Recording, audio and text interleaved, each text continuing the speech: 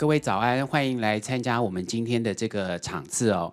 那这个场次的部分主要是去创造建立一个可信任的命名空间，然后这个场次主要是英文为主，那也会有中文这样的一个报告。那如果说大家会对于这个英文或中文的部分可以看一下那个旁边有这样的一个即时字幕的提供哦。Good morning, everyone. This is Ian. I'm the moderator of this section, and I will also do the presentation later. And for this section, trust has become the most essential core value for the internet infrastructure. In recent years, online fraud and cybersecurity threats grew more complex and varied.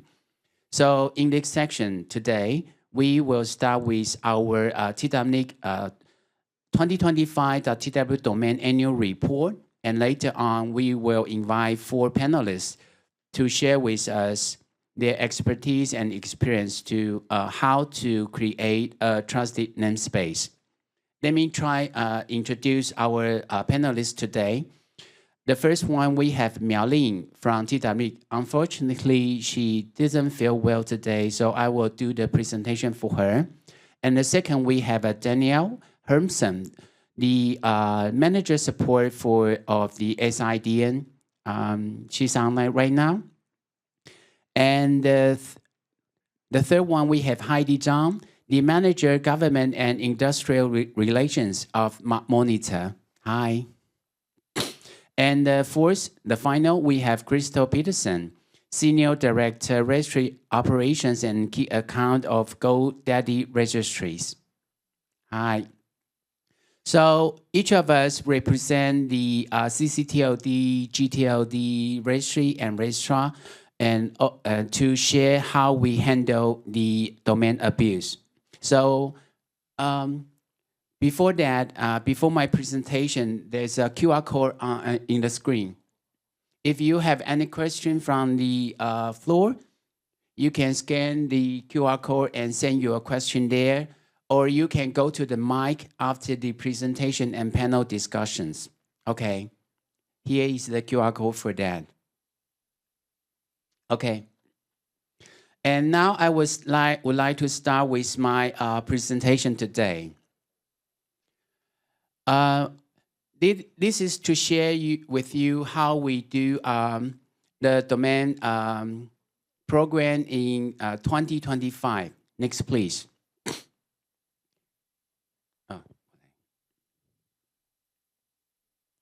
Here, give you some registration overview in 2025. By the end of 2025, we nearly have 500,000 under our management. The biggest portion for our registration is .com.tw. That is 45%. And the second largest portion is the second level .tw registration.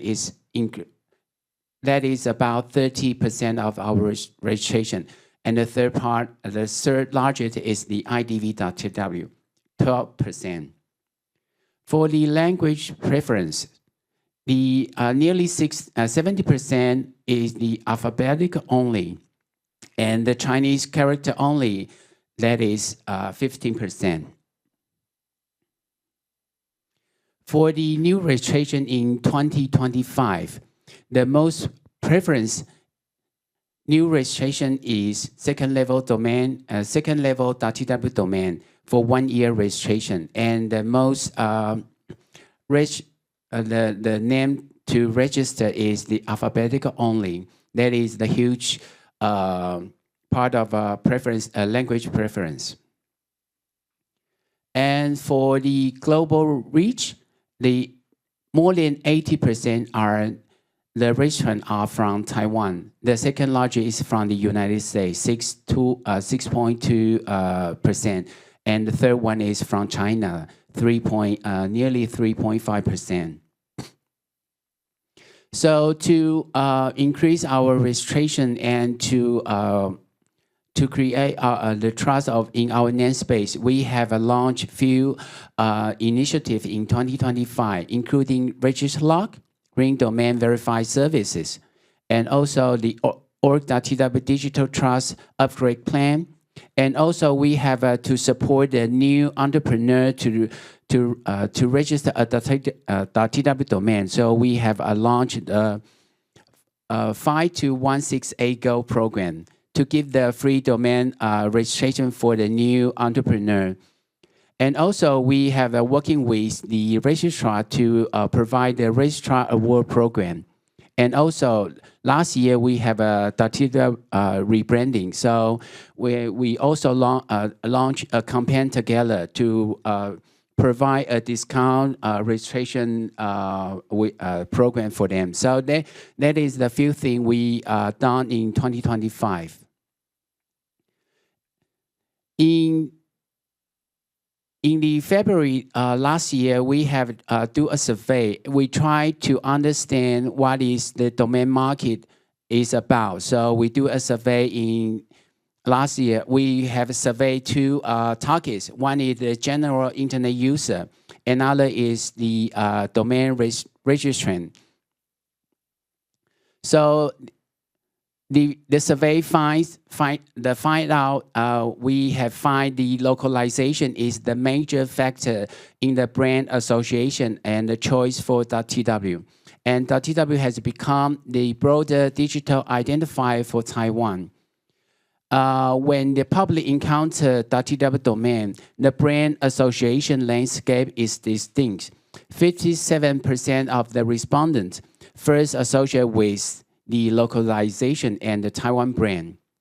From the decision maker perspective of .tw domain registrant, the motivation structure for choosing .tw, that is 85%, align closely with the public brand association pattern.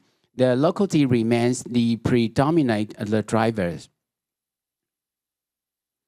And when in the survey, we also find the domain extension as the trust signal. When browsing the website, 67% will pay attention to domain extension. So when evaluating the safety of unfamiliar website, the URL extension and the SSL certificate ranks virtually tied for the first place, both well above the content professionalism and other factors. Domain extension have become the public's first visual line of defense. So we also find the trust if affect the domain extension is highly context independent. The higher the risk level of a scenario, the stronger the public reliance on domain extension. In the highest risk financial and government scenarios, the TW extension has become the trust indicator for over half of the consumer, functioning as a psychological safety anchor. Localization-oriented brand perception data shows that when local enterprise use .tw as their official website, 45% of the public report an explicit increase in trust, and 42 it describes some but not critical effect. The combination of 87% of the customers are influenced by, to some degree, by a local domain extension. You can see the figure below. We also do the comparison between .tw and .com. So in a direct 5-point scale ratings across 4 dimensions, .tw and .com display a clear different positioning. Each has a distinct area of strength. .tw has notable in both trust and localization. .com has the most advantage in international. For .tw and .com, both two are virtually identical on memorable. For the registrant perspective, domain holder with the hand-on management experience provides more precise and different assessment of the TW trust value. Across 6-dimension rating, the TW leads .com by a wide margin in the local identity dimension. And for the trust and security dimension, these two are nearly identical, are the same. But, for the primary advantage of .com is in international and memorable. For the technical ecosystem, we find the most of the domain established capability providing external connectivity and the communication service. Both web and email connectivity rate exceeds 65%, and 53% of the active domain provide both website and email services. Domain serve not only as the brand online gateway, but also as the identity foundation for organization communications. For the IPv6 adoption, it's only 11% has at least one hosting configured with IPv6 address in their on their domain itself or www subdomain. So it's far below the global average of 43%. And we have to find out maybe some factor will contribute this gap. One is IPv6 deployment gap among small and medium hosting provider. The second is passive attitude to the restaurant tower to IPv6 configuration and security operational complex of the barrier. And regarding the web and email connectivity overview, most domains have established the capability. Sorry. So for the web server overview, the top 10, the most server dispute was is in the US. The second is in Taiwan, and the most they use is the open source web server. For the security, and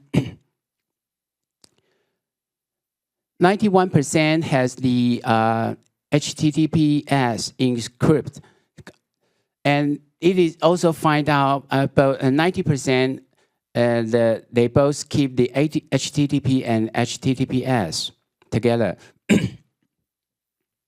And for the DNSSEC deployment, by the end of 2025, only 4,678 .tw domain has deployed DNSSEC. That is doubling from the figure in 2024. But it's still in the very low level. So we have that is what we're trying to do in the few years to deploy the DNSSEC. And trust in .tw and .taiwan.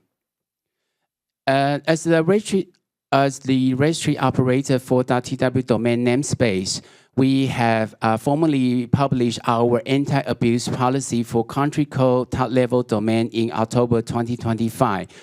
It applied to the .tw, the IDN.Taiwan, and the simplified.Taiwan domain. The policy defined two major categories of the domain abuse. The first one is DNS abuse, phishing, malware, botnet, farming, and spam. That is the same definition as ICANN. The second category is abuse activity determined to be illegal. They're referring to the use of a domain violating Taiwan's relevant law and the following an administrative deposition by the authority or the court judgment, resulting in an order to take appropriate measures. So there's some figures we have for the 2025. In 2025, we have received the 870 report domain abuse related to the .tw domain, and the 80,000 for non.tw domains. For the .tw case, the government agents constitute the primary source there's 700 cases, representing the 81% of the case we receive, followed by collaborative defense. And we have our abuse report content received 33 cases. For the abuse type, the most type is the abuse activity determined to be illegal. So after we receive the report, we will do our investigation. So if that is find out to be the domain abuse case, we will have our policy will have some deposition, including suspend, prohibit to update, transfer, deletion, redirection, inter-restaurant transfer, or domain deletion, or take no action, or ask the restaurant to act. So upon the disposition, we will respond to the reporter with the outcome and notify the domain restaurant through the restaurant, inform them to about the abuse information, the appeal details, and some the appeal content. So in 2025, we have 844 cases in the domain putting suspension, and we have 26 with no action. That is because there's no the case when we receive the case, there's no efficient evidence, or that is not the domain abuse type, so we will take no action. And only the 17 cases with their disposition reversed and our original status restored. So that is the the restaurant can appeal, and we will do the further investigate the case and to do the second decision. So for our report, you can find it at our website. You can find the 2025 domain report here. And we also have our new policy to anti-abuse, and we launched last year, and you can find it there. And also we have prepared the transparent report here. So that is my presentation. Thank you. If you have any question, we can collect the question after the whole presentation and panel discussions. After, you can scan the QR code there and send your question here, or you can go there and at the mic. After, yes. Okay, after my presentation, I will have 4 panelists to share their expertise. And the first one is from Miao Ling, but she doesn't feel well today, so I will do the presentation for her. And we try to handling the domain abuse, but we think that there's some work we can do to prevent it. So we have launched the Green Domain Verified Service last year, and I will talk about this a little bit. So we have provided TW Green Domain Verified Service last year. Next one.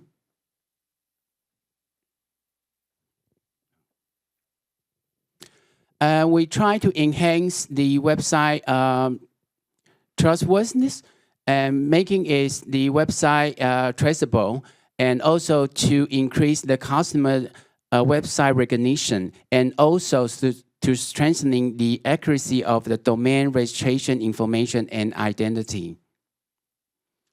And as for the Green Domain Verified Service, it is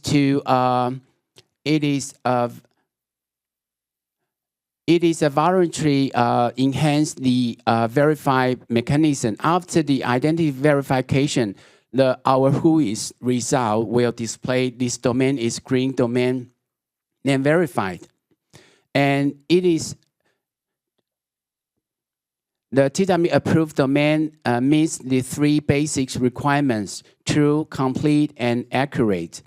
It is similar to the social media, the blue checkmark concept. It is an official identity verification for the TWNIC domain.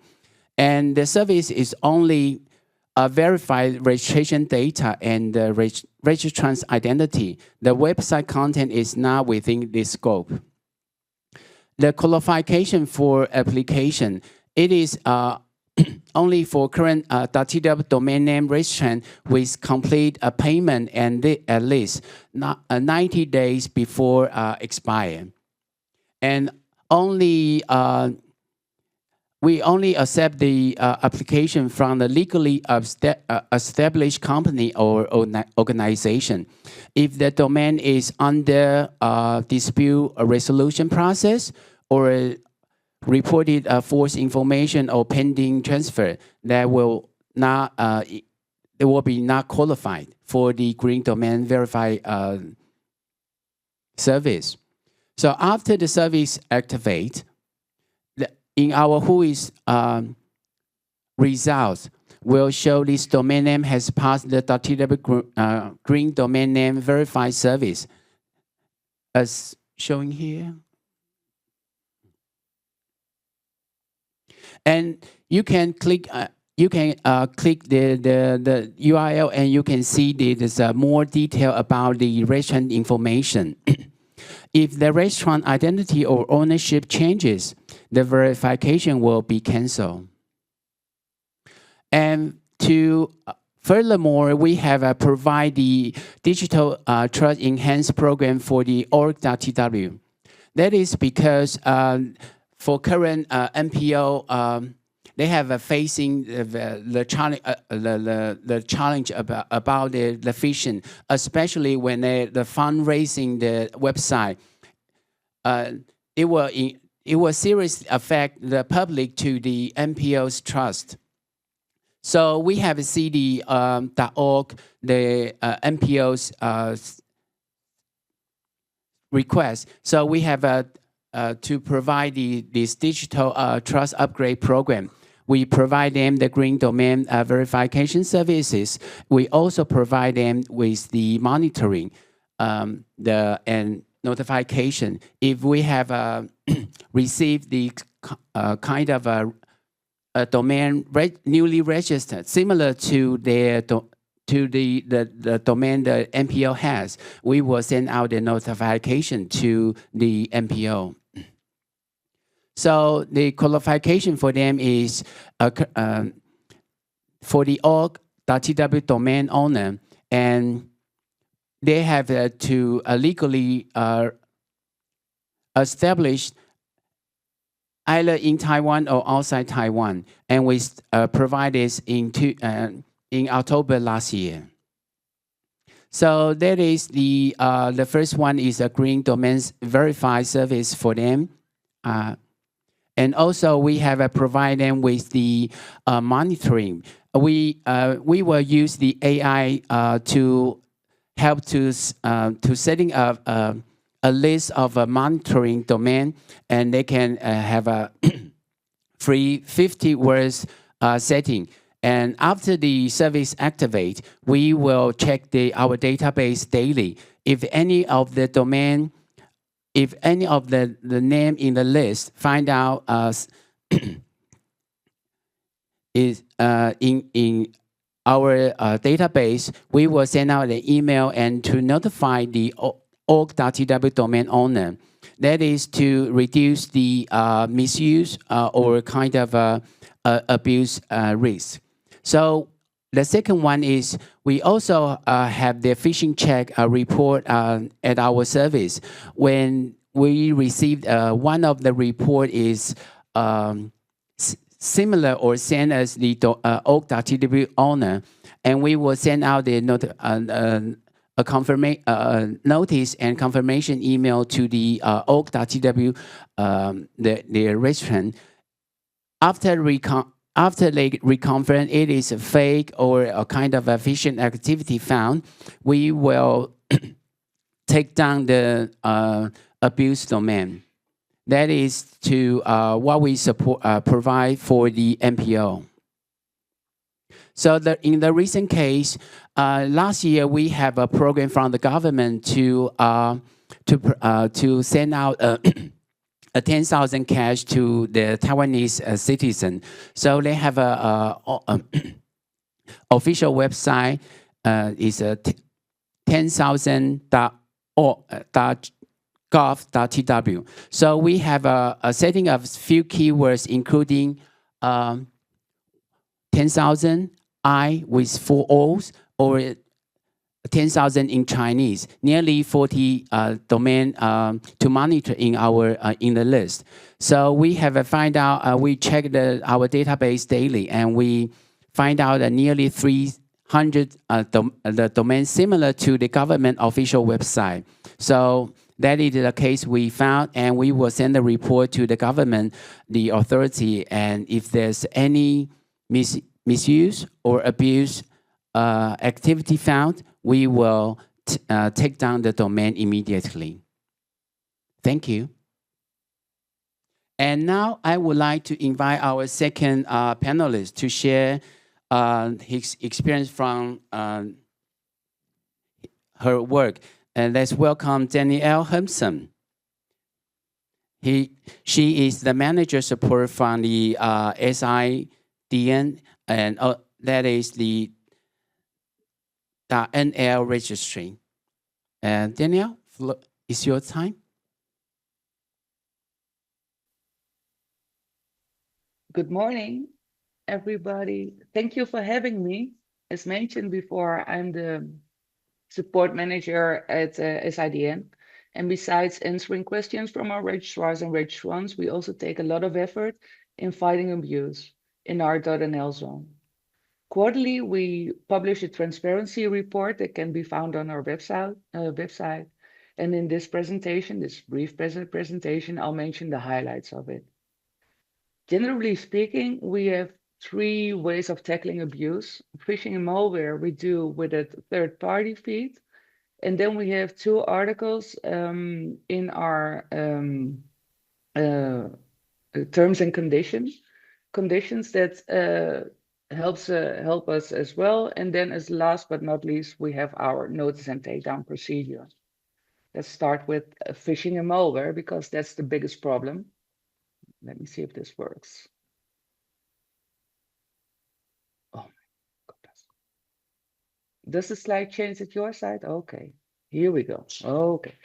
We are dedicated to fight cybercrime in our .nl zone. We have a very big zone, like 6 million domain names under management. So we want to keep it safe. We have this third-party feed. It's from Netcraft.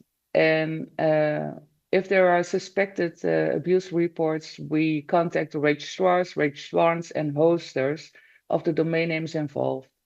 We ask them to investigate and take action if abuse is confirmed. If the suspected abuse continues, we send out reminders. And if that doesn't get a result after 66 hours, we do our own checks. And when the checks confirm there's still abuse, we remove the domain name from the zone. Then notify the registrar, and once the malicious code has been deleted, the registrar can relink the domain name's name server, so that the domain name is re-included in the zone again. When we're talking about figures, how many are there? In the first 3 months of this year, so the first quarter, the average time to live was 10.5 hours, and there were 749 domain names were down in 24 hours. This means we are collaborating with our registrar, because we don't interfere in 24 hours. That equals 81% of the total abuse detected. After 66 hours and nothing happened, we had to take down 44 domain names. They were inactivated. for 2025, the average attack duration was 20 hours and 9 minutes. Down in 24 hours were 2,534 domain names. That equals 71% of the total reports. And 411 domain names were inactivated by ourselves. So that's what we do about phishing and malware. And of course, there is botnets and other kinds of scams are also detected by Netcraft. It's all included in these figures. Another thing we try is to prevent irregularities of data. So with that in mind, we introduced a new rule in 2019, allowing us to delete a domain name from the zone if irregularities, excuse me, just woke up, aren't corrected within 3 days. The rules are set out in Article 18 in our general terms and conditions for registrants. We can take action if a domain name's registrant or registrar can't show that registration data is correct within 3 days. Or the registrant or registrar may themselves disable the name or cancel the registration when we point out a irregularity, or otherwise we use our own powers. But when do we do this? We do this only, we only ask for confirmation. We don't ask for confirmation unless there are grounds for suspecting that registration is fraudulent, such as evident mostly fake web shops.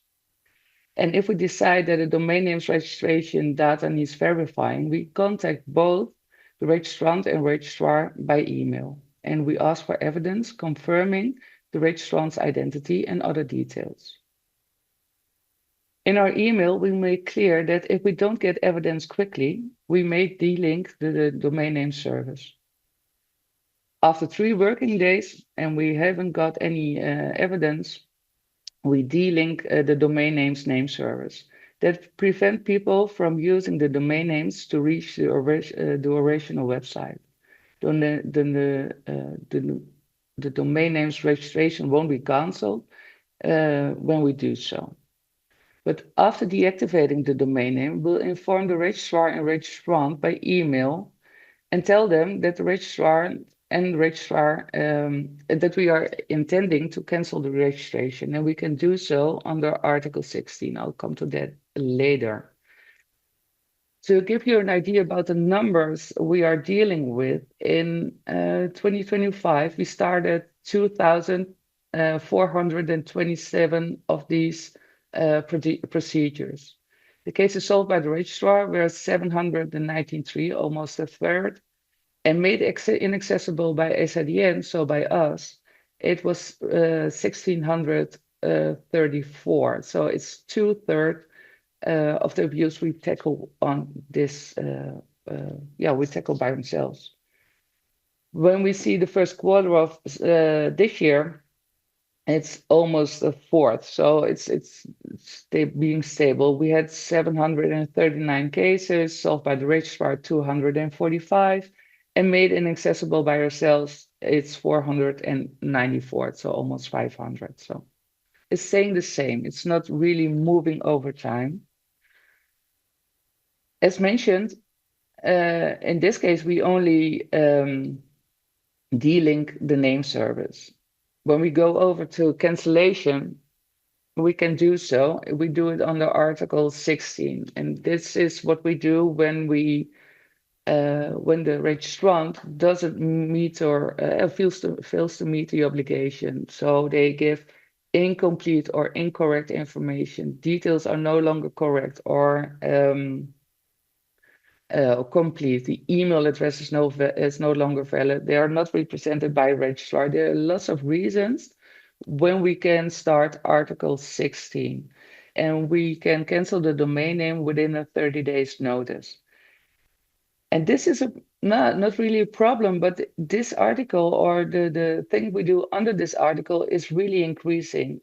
Like in 2025, we started 4,289 cases, resolved by the registrar were 1,634, but we had to cancel more than 2,000 domain names over the whole year of 2025.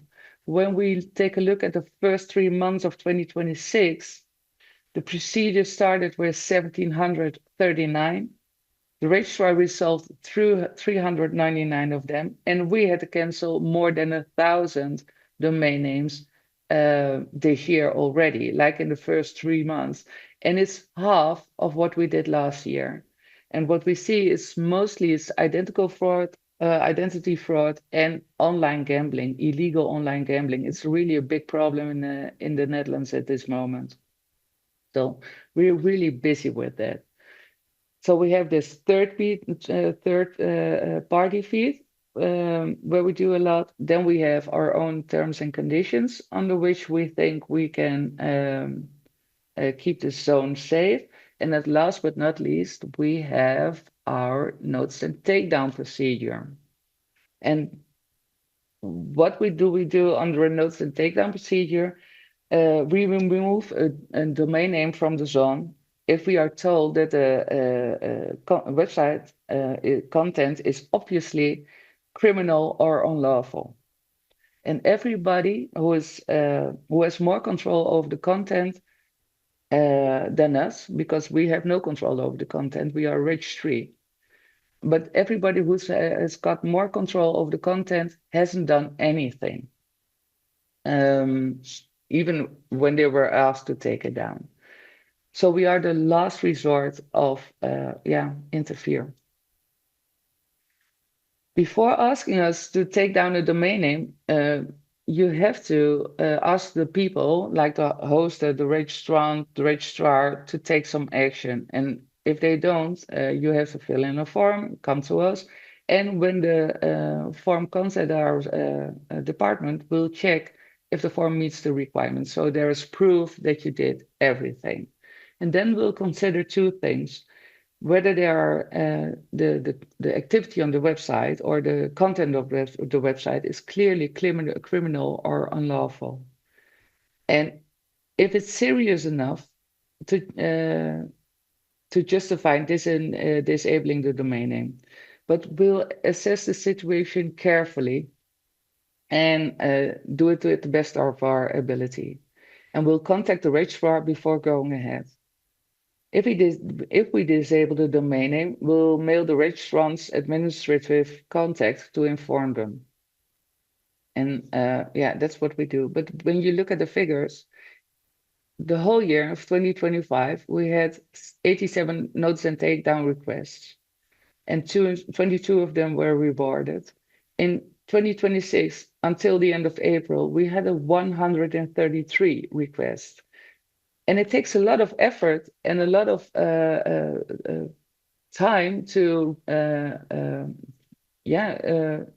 judge and consider if it's all right. So this takes a lot of time. 47 of them were awarded. So what we see in our zone is we've got a big zone, like 6 million domain names under management,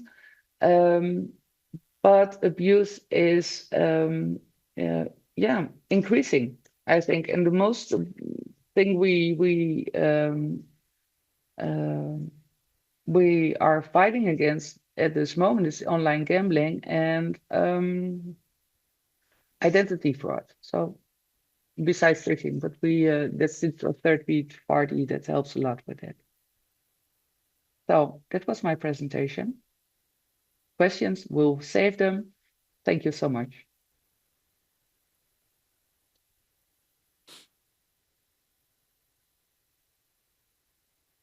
Thank you for your presentation, and we will take questions after all panels, their discussion. And the next one, we will invite Heidi from the monitor to share their experience of handling the abuse. Heidi, it's your time. Okay, thank you. Thank you, Ian. Thank you for inviting me to join this session to share and talk and learn. I will do my presentation in Chinese though. You can see in my slides, but I will join the panel discussion in English later. 很高兴今天能来参与这个讨论。我会从一个注册商的角度去分享一下关于域名注册的数据，从源头上我们如何保持这个数据的准确和干净，这样也能帮助其他的一些执法机构、注册局在未来的必要的时候采取相应的措施。好。首先我稍微介绍一下 Mark Monitor， 因为我们 Mark Monitor 是一个企业注册商，就是它和零售的注册商稍微有一点点不同。我们是专门为企业客户提供域名的注册和管理的。那 Mark Monitor 成立于1999年，我们也非常的有幸见证了互联网飞速发展的这将近30年的时间。在这个过程当中，我们也积累了非常丰富的经验，也看到了在这个过程当中出现的很多的问题，以及我们如何的去应对。所以在这么长的一段路途里面，我们肯定是积累了非常多的优质的企业客户，成为他们非常信赖的合作伙伴。一直保持着非常好的合作关系。那我们来给他提供这个一站式的管理所有域名的这样的一个整体的服务。所以就像刚才提到的，我们的主要的服务就是为全球各大品牌的这些公司提供他们域名管理的一个方案。因为尤其是跨国集团比较大的公司，他们内部的域名持有情况、管理情况，通常会比较复杂，然后各有各的一些不同的诉求。那我们尽最大的努力去帮助他们在互联网上，保证他们的这个数字身份是准确的，是受到保护的，在以最优的一个表现去帮助他们的业务去发展。所以我们在全球现在流量最大的网站呢，超过半数呢都是依靠我们的服务来在互联网上运营的。我们也非常希望能够帮助这些企业客户提供到一些定制化的服务，来给他们提供更好的保障。同时我们作为一个注册商，当然这个从技术层面、技术的投入上，我们是非常重视，所以我们会有比较成熟的技术，有搭建的平台去协助管理这些域名。这个就是稍微详细一点的关于我们的整体的解决方案。所以可以看到，我们域名注册为了保证域名的安全，我们尽可能多的去引用注册局锁。注册局锁被认为是最高级别的域名安全的保障措施。然后我们也会提供这个 IP 访问的一个限制，单点登录、隐私保护等等，还有一些高级的 DNS 服务。那像我们业界常见的这个 ISO 的认证，我们也是非常重视。那我们还会每年都会做第三方的渗透测试，其实就是在保障系统层面的一个稳健。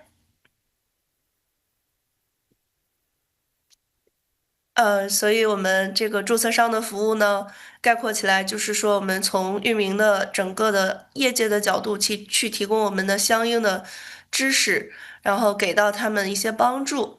那我们 Mark Monitor 是一个全球的企业服务商、域名注册服务商。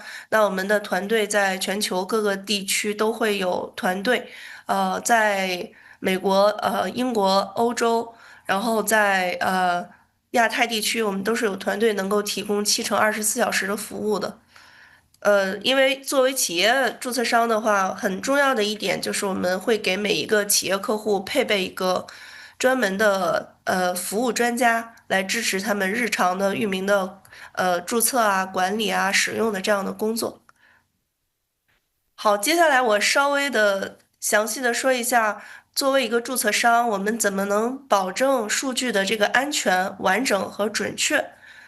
因为注册商呢，作为注册人和注册局中间的这样的一个桥梁，我们是第一关要收集到这些数据信息的。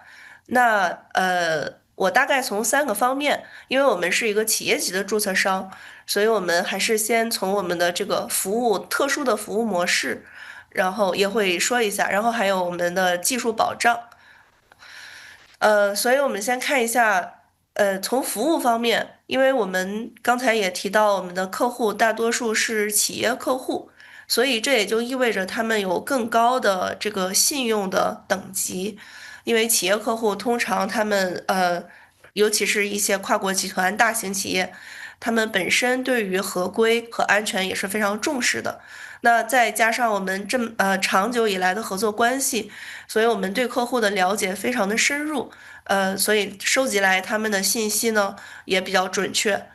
另外就是我们会给客户提供这种1对1的这样的服务，这样就能保证在所有的环节，然后他提供的信息我们都是知晓的，我们是达到一个非常透明的这样的一个服务模式。所以我们对企业客户的本身的身份也会做一些验证，我们会只接受这些合法的企业实体进行域名注册。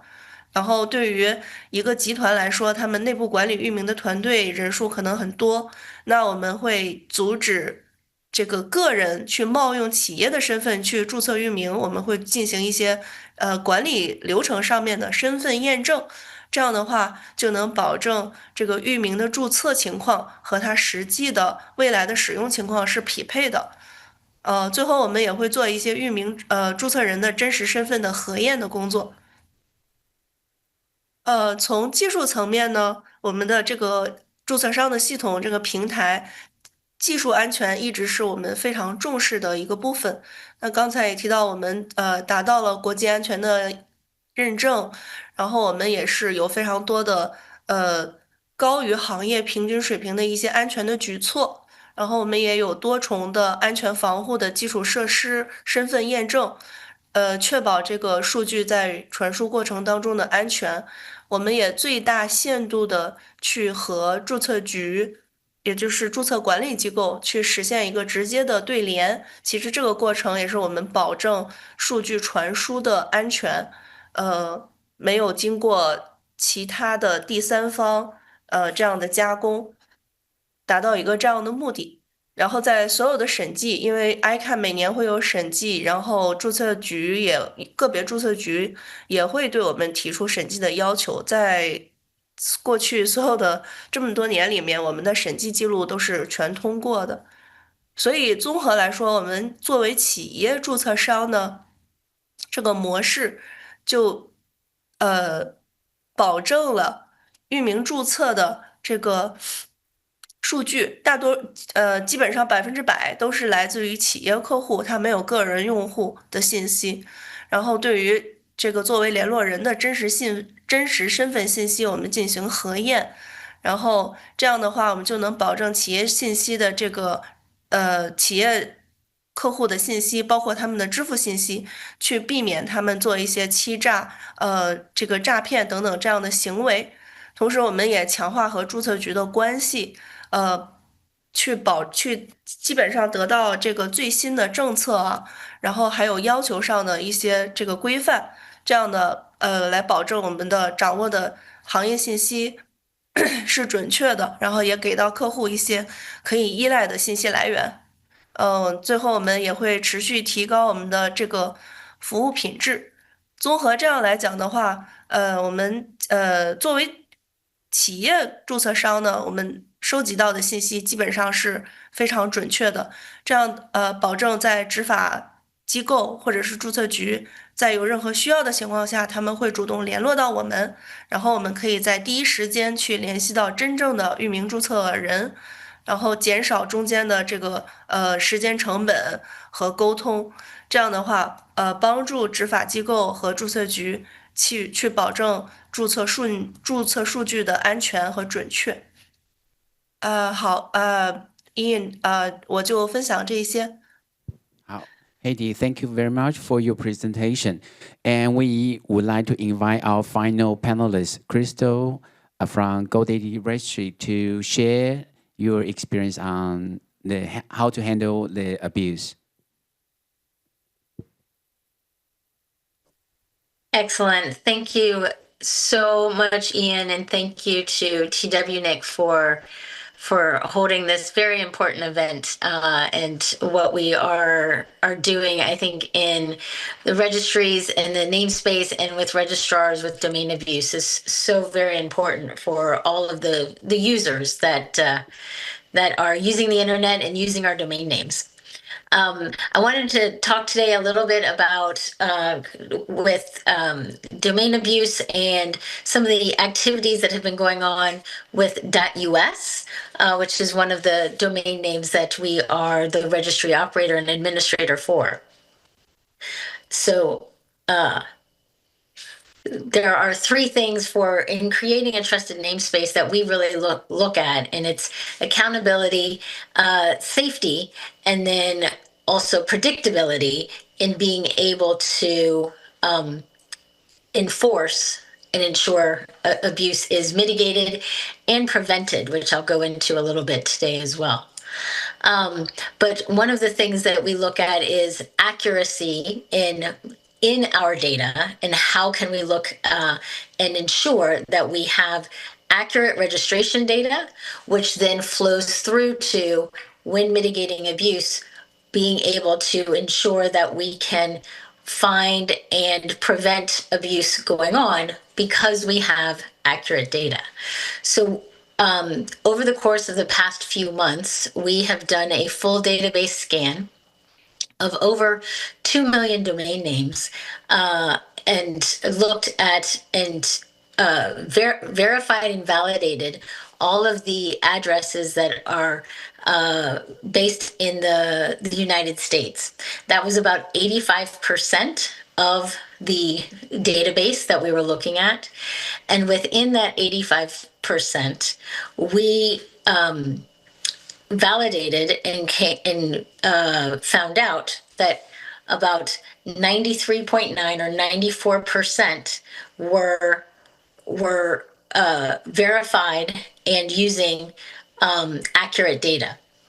So that was something that we were very excited about, as well as when we do spot checks, which is something that we do as well.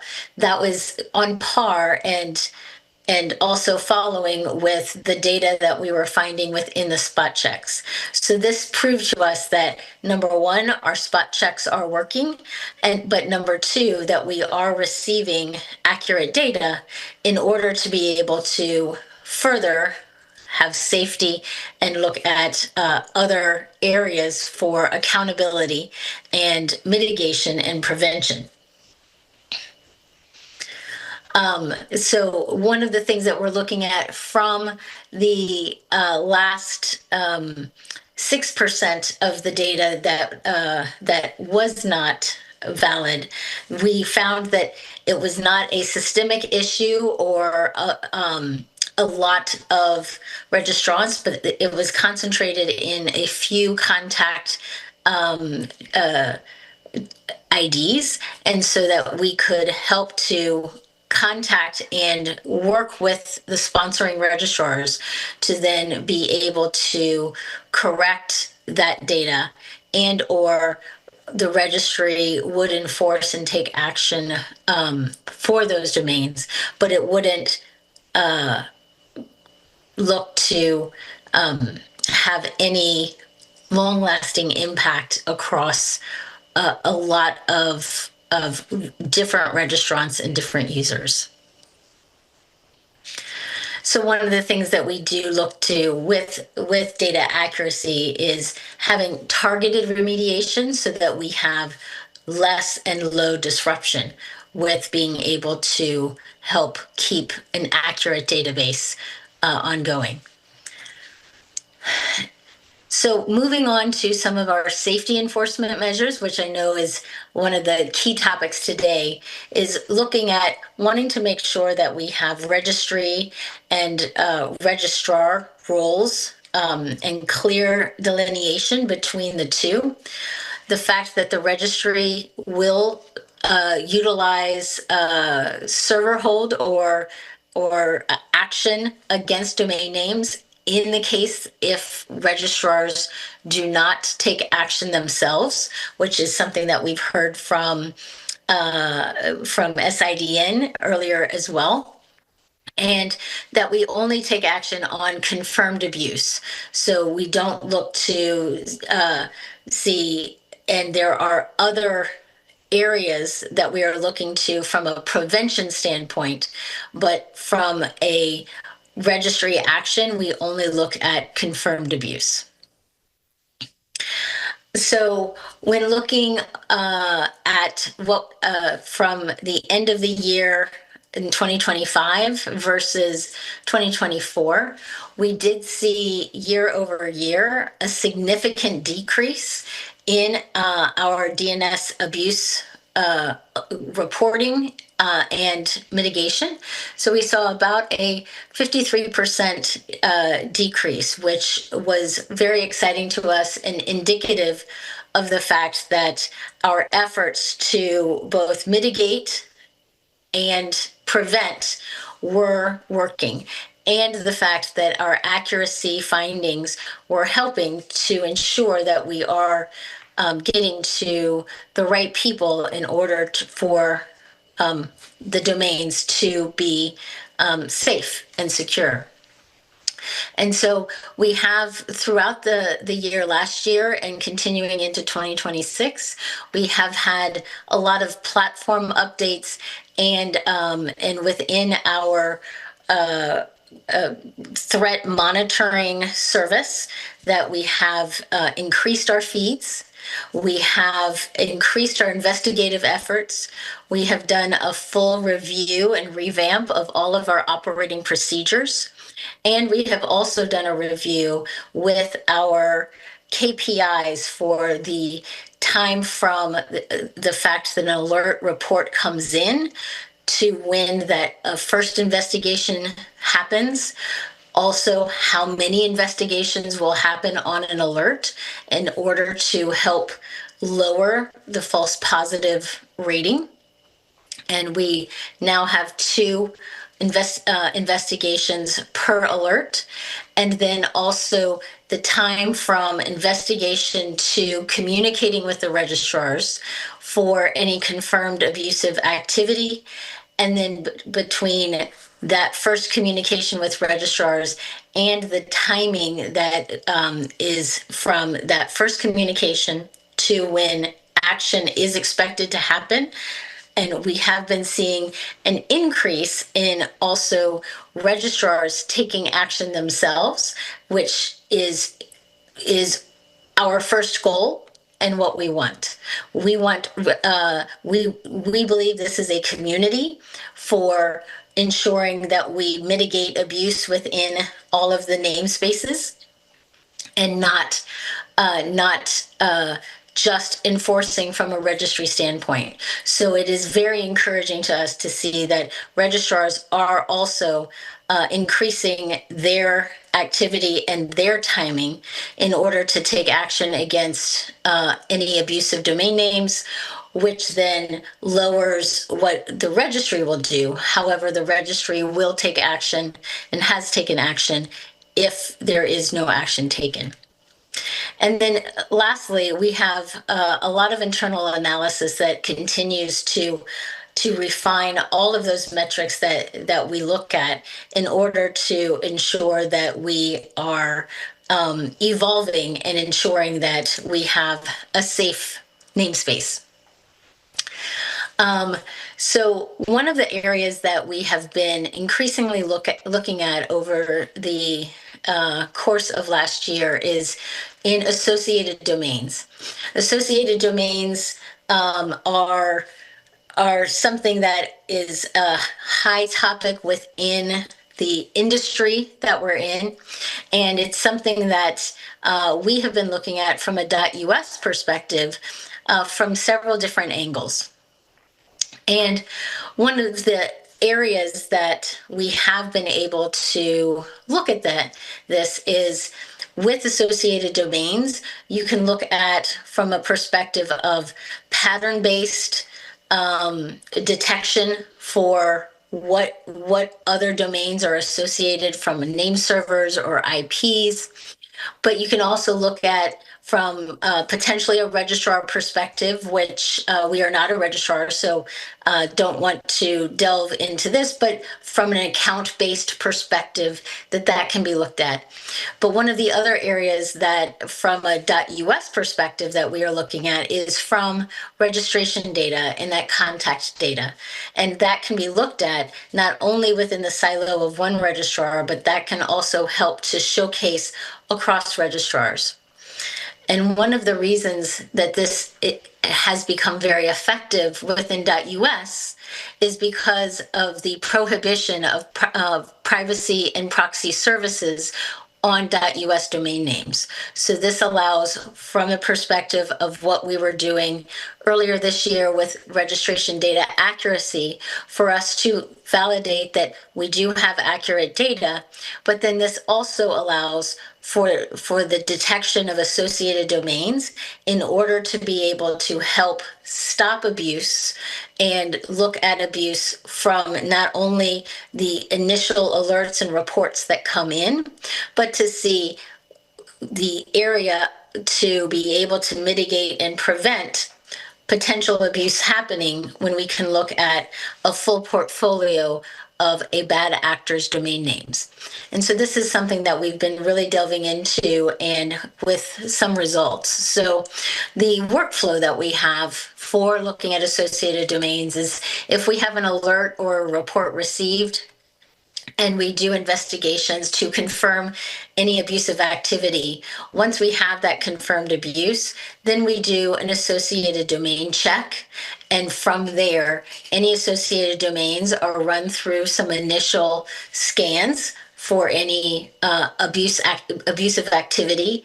And then those domains also that have any abusive activity are also mitigated at the same time that we have the initial alert. So that helps to widen and ensure that we have any bad activity that is detected quicker, because those associated domain checks may not have been alert reports yet. And so we are getting to a quicker and faster timeline in order to be able to mitigate abuse. So some stats that we have from the past few months from associated domain analysis. Between December and March, we had about almost 1,900 alert reports that came in. Of those alert reports, we had a little over 1,100 unique domain names. And apologies, I say unique URLs here. It is unique domain names. But from those 1,900 URLs, we had just over 1,100 unique domain names. From those 1,100 unique domain names, we had just over 1,300 associated additional domains that were attributed to the reported domain names. Of those just over 1,300 associated domains, we had about 370 that had confirmed activity. So not only did we have the 1,100, but then we had an additional almost 400. So that took us to about 1,500 domain names that were able to be actioned and mitigated from not only the feeds and the monitoring that we already have in place, but using and utilizing the associated domains check. So this is very encouraging and something that we are continuing to do. Lastly, I wanted to share a little bit about another exciting activity that we have been reviewing and growing within .us, and that's what we call our Abuse Blocking Service, or ABS for short. And this is from a prevention perspective. So everything that I was talking about previously is from a mitigation perspective after domain abuse has been detected within a domain name within .us. now we're looking at certain preventative measures and how can we keep abuse from happening within the namespace. And so this is where we are using pattern-based intelligence and AI-driven tools to be able to detect trends and patterns from the monitoring that we have across the domain names from all of the feeds coming in, and how can we detect and look at, between machine learning and human validation, any patterns and trends that we can then essentially look at proactively blocking before a registration can happen. So what we're really looking at is being able to have an approach that is not as reactive, which is what we do from the industry today. And all of us have been talking about how we can help tighten those timelines and make sure that we are getting to action quicker within the industry to make sure abusive activity is stopped. But that is all reactive approaches, and that can be, and it's all after abusive activity has started. So what we wanted to do and look at was how can we stop it before it even happens by utilizing the feeds and looking at any patterns that are going on and being able to block from registration within the namespace before that happens. And so here is a little bit of a workflow of what we've been putting together from that proactive standpoint, is the fact that we have multiple information sources and feeds that we then feed into our analysis for reviewing, which then it goes into what we call our blocking gateway. And that is the action layer where our blocking gateway will then help to block or reserve names on a temporary measure before that can happen. And then we also do reviews such as info checks. So we have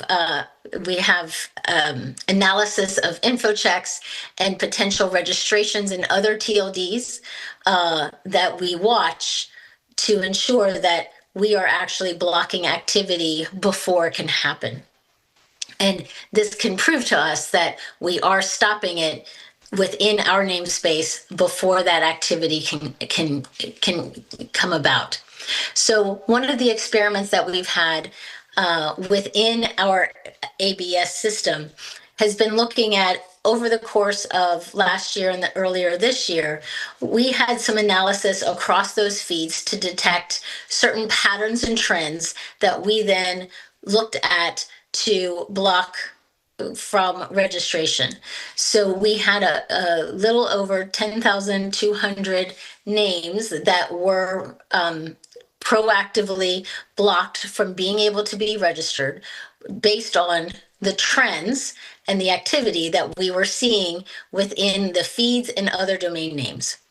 From this, we have been able to successfully prevent over 1,000 registrations from happening within .us, which were then, we did see those types of registrations happen in other domain names that were then abusive activity.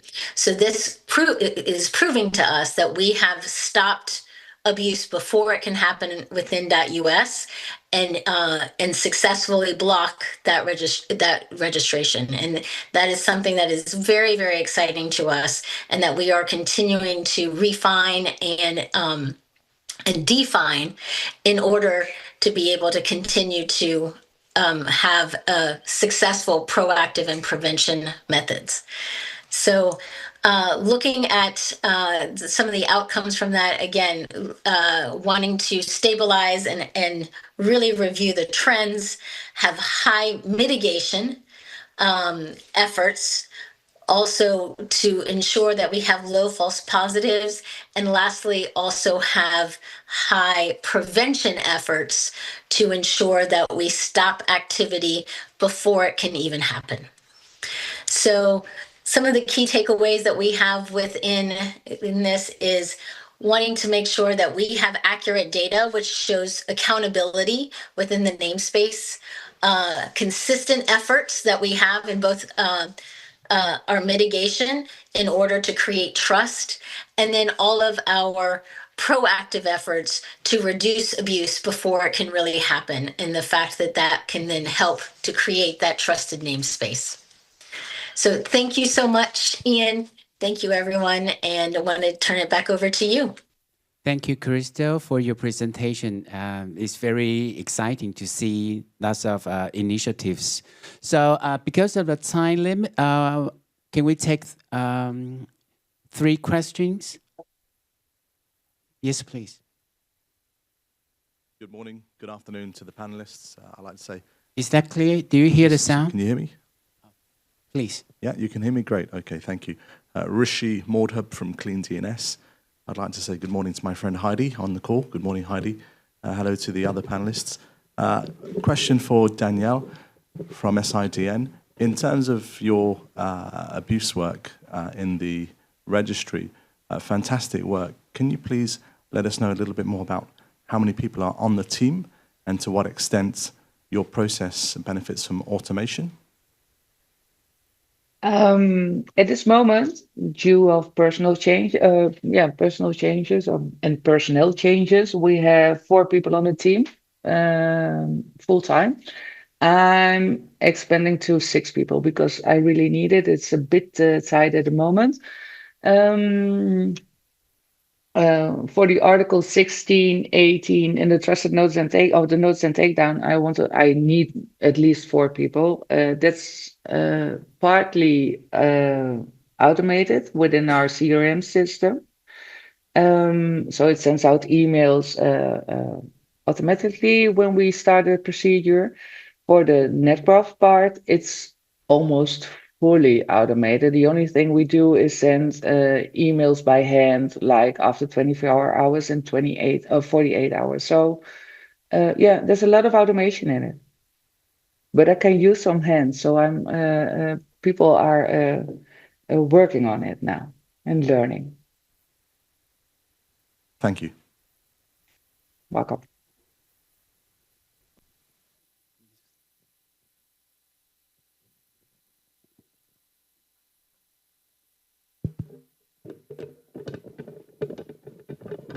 Thank you. I have 3 questions for you, TWNIC. And you said if there is no like efficient result, like evidence from the abuse report, and you didn't do anything to like report because there's not enough evidence you received. So in that case, have you ever tried to the reporter to give me additional information in order to take action for the DNS abuse?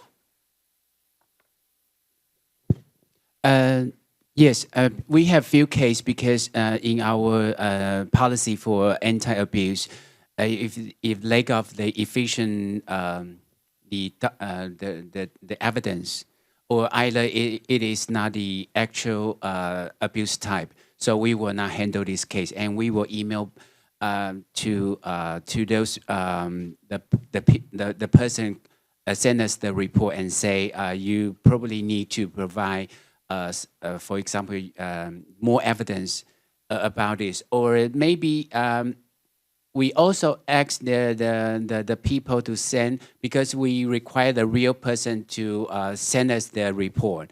So maybe he didn't provide the actual ID or some or identification. We will ask them to provide us the additional supplement or documents, and then we will continue the whole investigation process. Thank you. For the SIDN, you mentioned about like regarding online gambling, really increasing about the registration of the DNS for the online gambling.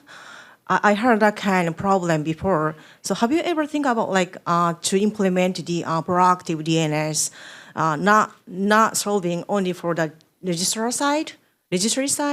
You can working with the endpoint, like the ISP or somewhere like a different industry, in order to block the kind like gambling, abuse gambling, online gambling domains, in order to protect the internet users? Thank you. Yeah, what we do is we work with the institute in the Netherlands to prevent illegal gambling. And what they do, they come up with their own investigation and send us like thousands of domain names to investigate. And that's taking a lot of time at our side. So what we want to do with them is make a new agreement, like a trusted notice and takedown. So they do all the investigation, and the only thing we have to do is take down the domain name.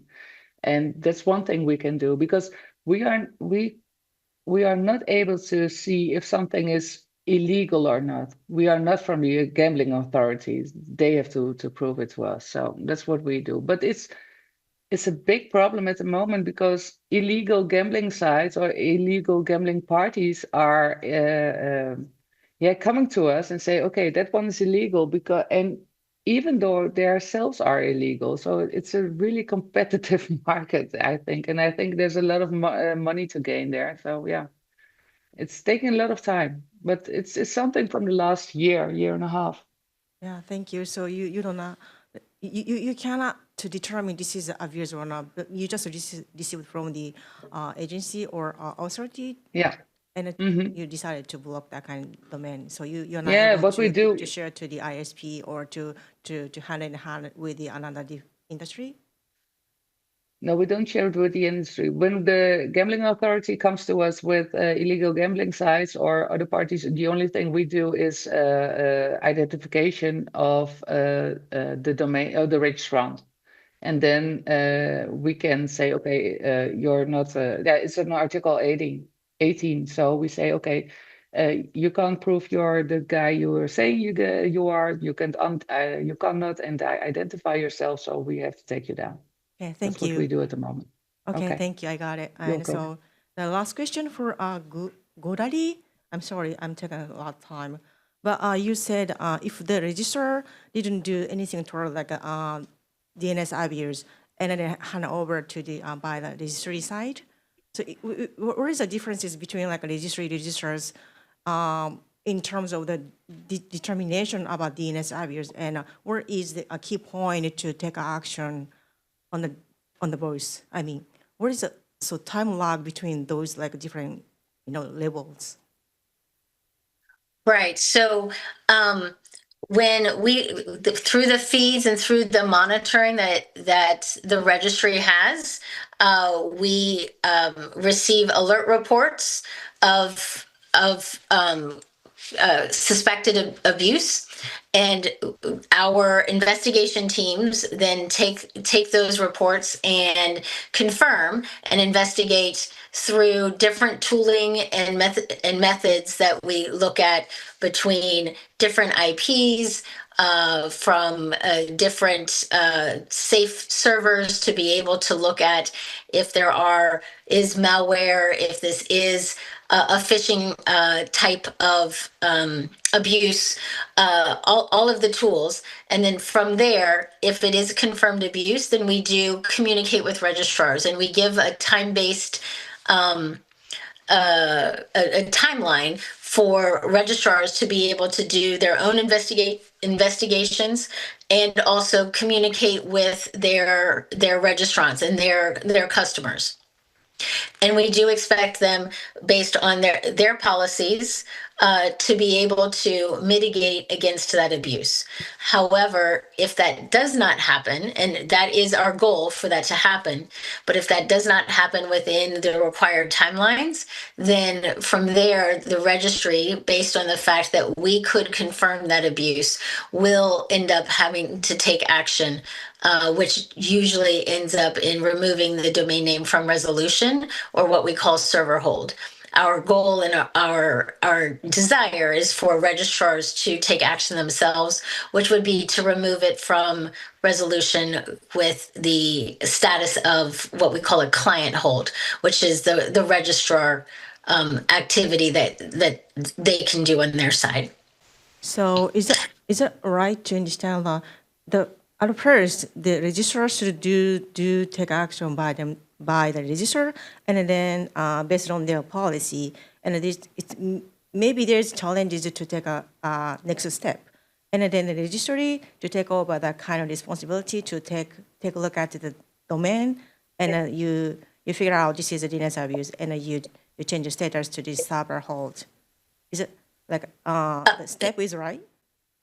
No, we don't change it to a server hold. If the registrar takes action at the client hold, then there is no action that the registry needs to take because it has now been removed from resolution. Okay. So it doesn't go from client hold to server hold. And our goal, and that's why we communicate with registrars, is as a community, we want to mitigate and get rid of abusive activity within the domain names that are sponsored by the registrar, but also within the database of the registry. So that's where we have the communication happening, and that's why we want to work as a team and as a community. So we are looking for registrars to be able to, from the abusive reports that they receive from a registry, to be able to review, communicate with their customers, because ultimately the customer is the customer of a registrar, but to take action on their side. However, as a registry, our policies are also that we want to mitigate and lower abuse in the namespace. And so ultimately, if action is not taken, the registry will have to take action. That is not our goal, and that is not the thing that we want to do first. It's why we do all of the communications that we do. However, if the registrar takes action, that means that the registry does not have to, which is what we want. Right. And we have been seeing an increase in registrar actions over the past year as well, which has been very encouraging within our communication set. Thank you very much. Absolutely. And because of time, I think I need to stop here. And thank you again for all the panelists for sharing with us your super exciting program and works. Thank you very much. And the section is closed. Thank you. And stay there. We need to take a photo.